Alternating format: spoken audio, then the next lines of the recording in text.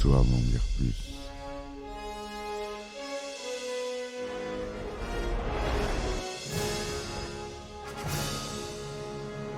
Eh ben attendez, on est en France. Allez, cul sec. Hop.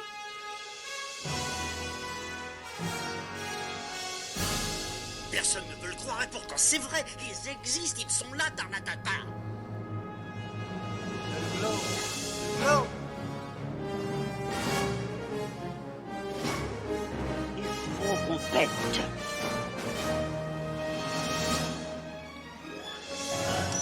Voyons, circuit branché, convecteur temporel temporisé. Bonjour, bienvenue sur Histoire d'en dire plus. Aujourd'hui, on s'attaque à un autre film de Christopher Nolan, un peu moins connu, avec Hugh Jackman et Christian Bale. J'ai nommé Le Prestige. The Prestige. C'est parti, mon kiki. Alors, Le Prestige ou The Prestige est un film américano-britannique réalisé par Christopher Nolan, sorti en 2006. Adapté du roman éponyme de Christopher Priest, publié en 1995, le film raconte l'histoire, qui suit une structure de narration non linéaire, de deux prestigiateurs britanniques de la fin du XIXe siècle, engagés dans une dramatique rivalité. Le film connaît un certain succès commercial et obtient de bonnes critiques. Il reçoit également 2 nominations aux Oscars du cinéma. Alors, en acteurs principaux, on a Hugh Jackman, Christian Bale, Michael Caine, Scarlett Johansson et David Bowie. Ni plus ni moins. Hein. Donc, là, on a un casting béton. C'est produit par Syncope Films, Touchstone Pictures, Newmarket Films et Warner Bros. Pictures. Le film dure 130 minutes. Durant l'ère victorienne, le magicien Alfred Boren est accusé de meurtre de son rival et ex-ami Robert Angier. Ce dernier s'est noyé au cours d'un tour de magie après être tombé d'une trappe dans une cuve remplie d'eau et verrouillée.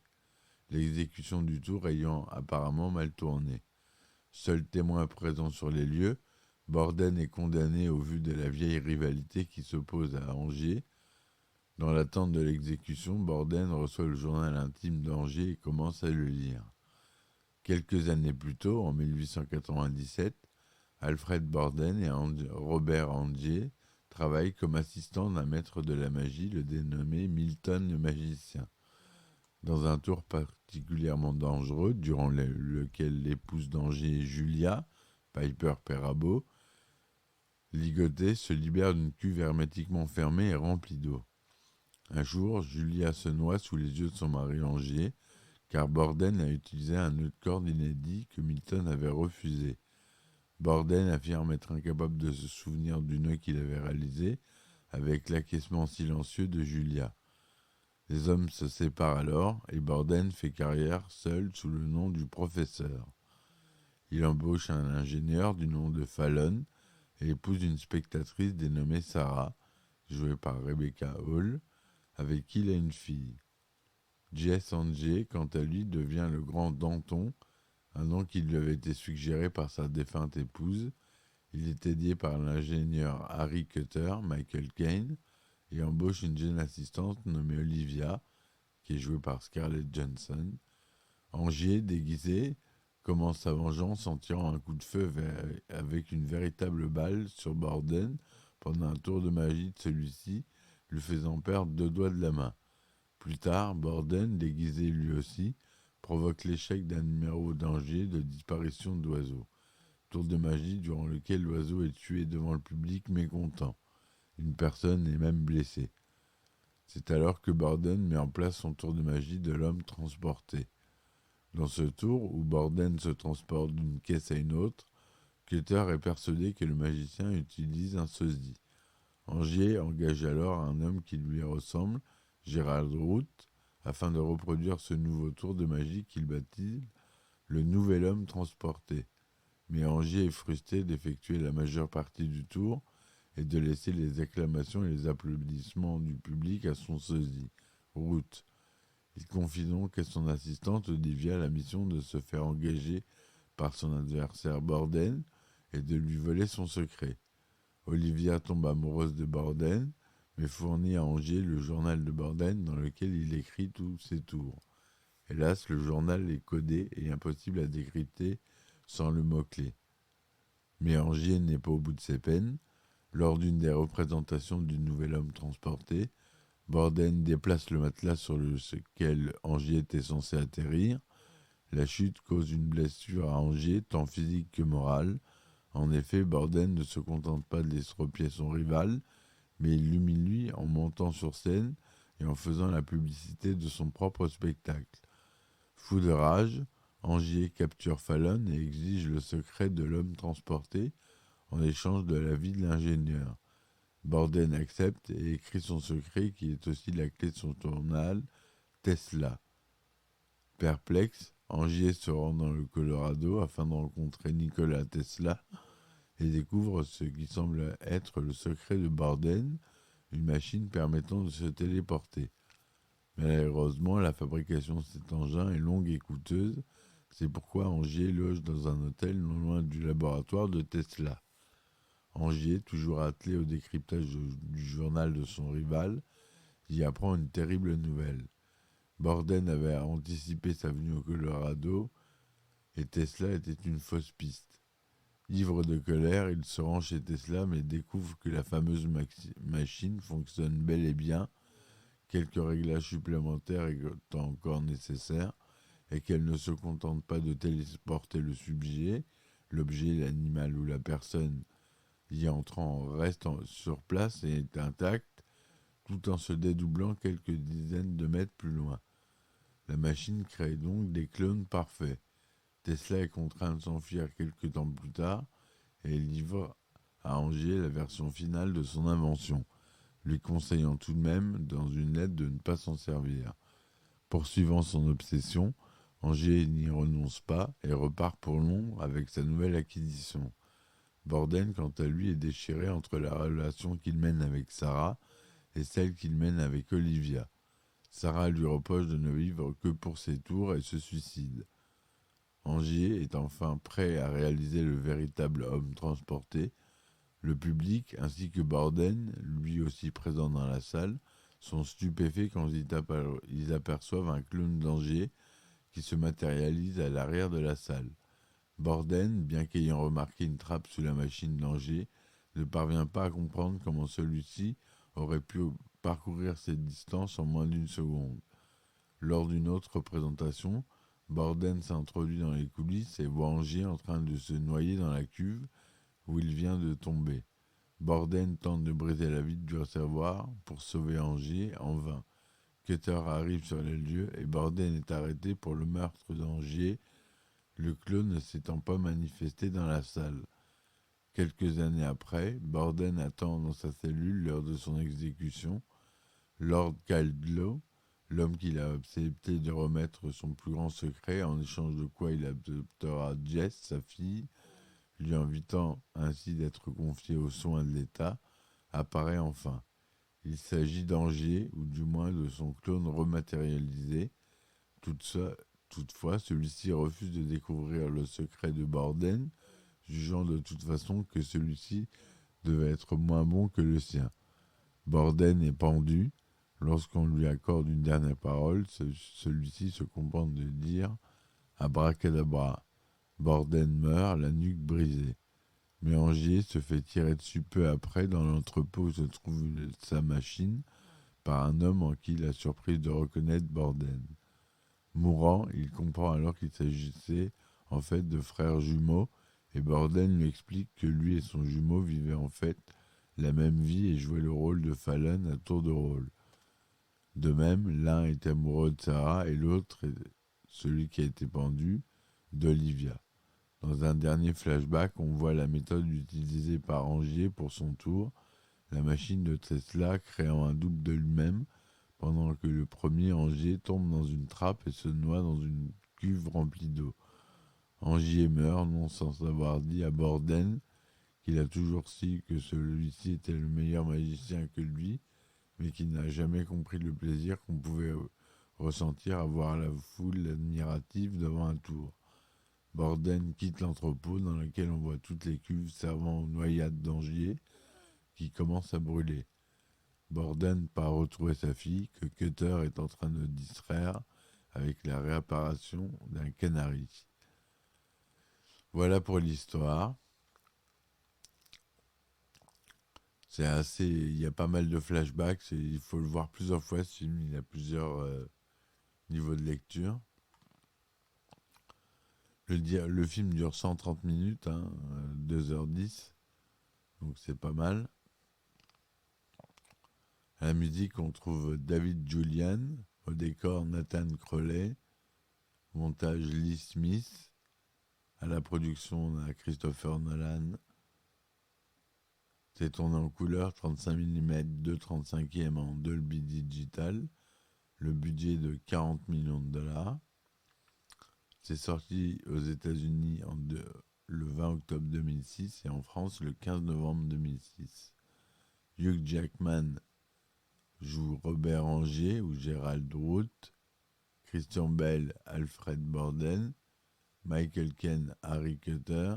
Scarlett Johansson joue Olivia Wenscombe. Rebecca Hall, Sarah Borden. David Bowie, Nikola Tesla.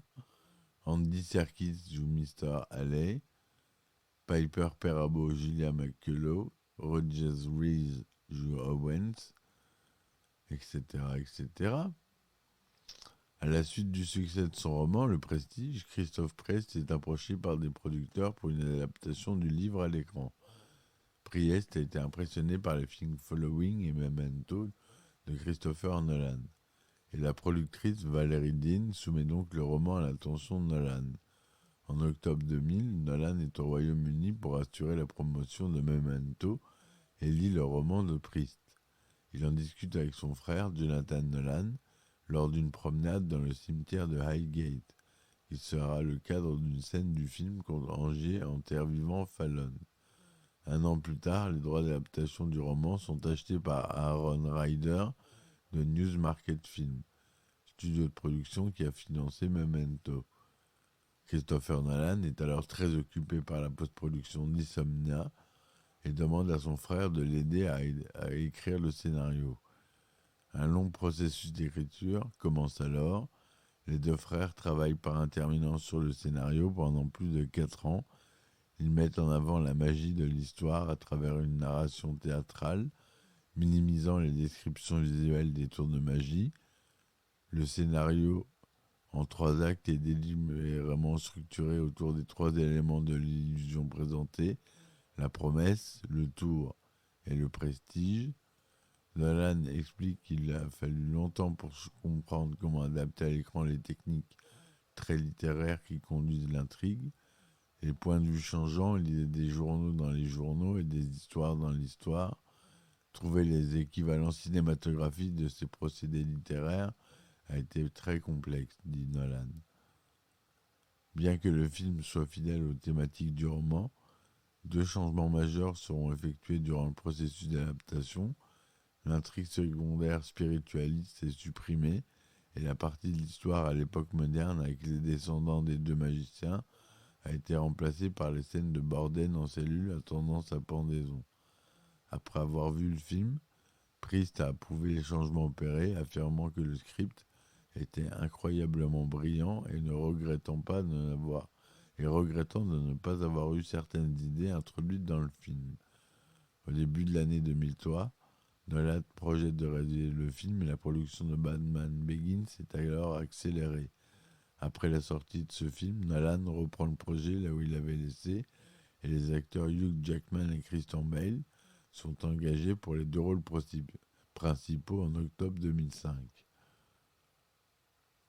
Le chef décorateur, Nathan Crowley, commence à concevoir les décors du film dans le garage de Nolan, alors que le scénario est encore en cours d'écriture. Il conçoit un script visuel à l'aide de maquettes, de dessins et de notes. Les 2 frères Nolan terminent la version finale du scénario le 13 janvier 2006 et le tournage du film commence 3 jours après à Los Angeles. L'équipe de décorateurs repère à travers la ville environ 70 lieux qui pourraient ressembler au Londres de la fin du 19e siècle. Crowley choisit 4 théâtres construits entre 1910 et 1931, du quartier du centre historique de South Broadway pour représenter les théâtres londoniens où ont lieu les spectacles de magie. Le Los Angeles Theatre, le Palace Theatre, le Belasco et le Tower Theatre. Les scènes du tour de l'homme transporté de Borden sont tournées au Los Angeles Theatre et celles du nouvel homme transporté d'Angers au Belasco. La plupart des extérieurs des rues londoniennes sont tournés dans la zone adjacente des Universal Studios. Les scènes présentant la machine de Nikola Tesla sont filmées à l'observatoire du mont Wilson et d'autres scènes dans le Colorado, à Colorado Springs ou à Osgood Castle dans le comté de Pitkin. Nolan préfère tourner dans des sites authentiques qu'il fait redécorer plutôt que de créer des décors de toutes pièces en studio. Contrairement à la plupart des films d'époque, Nolan privilégie aussi le tournage caméra à l'épaule avec un éclairage naturel. Le tournage se termine le 9 avril 2006. Le film a reçu un accueil critique positif, recueillant 76% de critiques favorables avec une note de 7,1 sur 10 sur 188 critiques sur Rotten Tomatoes. Sur Metacritic, il a 65% sur une base de 36 critiques. Et en 2008, le magazine Empire le classe à la 305e place dans la liste des 500 meilleurs films de tous les temps. Donc c'est pas rien. Claudia Puig de USA Today évoque un film visuellement sensationnel et étonnamment astucieux, merveilleusement captivant, sombre, mystérieux et divertissant du début à la fin.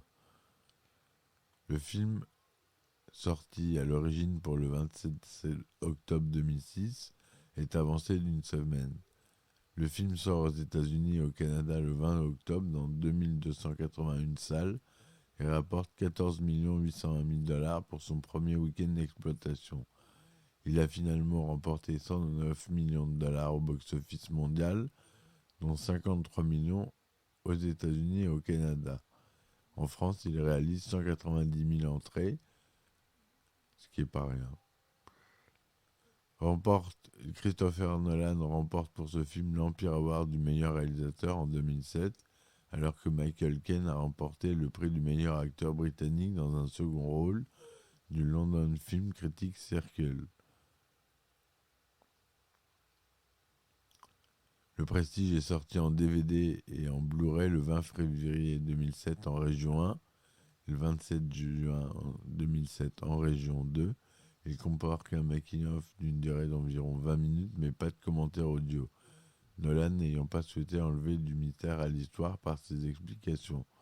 En 5 ans, les ventes DVD ont rapporté plus de 45 millions de dollars, et ce uniquement aux États-Unis.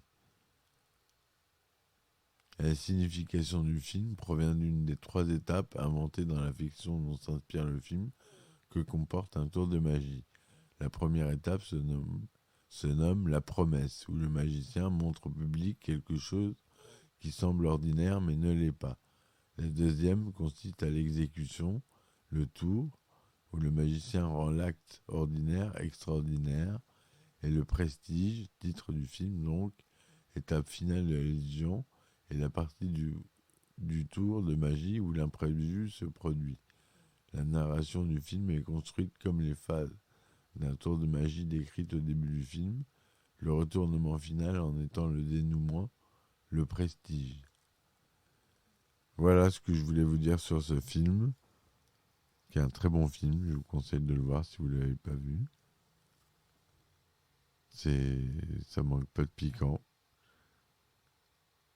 J'espère que cette chronique vous aura plu. N'hésitez pas à me soutenir avec les liens que je vous mets en description. Sur Ulule, Tipeee, Patreon. Il y a des épisodes inédits. Voilà. Je vous dis à bientôt. Et ciao ciao. Histoire d'en dire plus.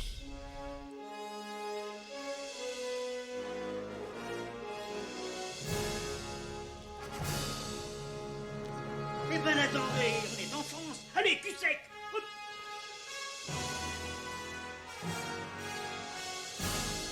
Personne ne veut le croire et pourtant c'est vrai. Ils existent, ils sont là, Tarnatata.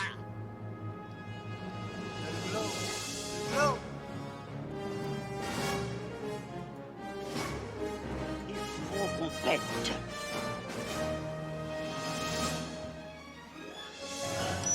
Voyons, circuit branché, correcteur temporel temporisé,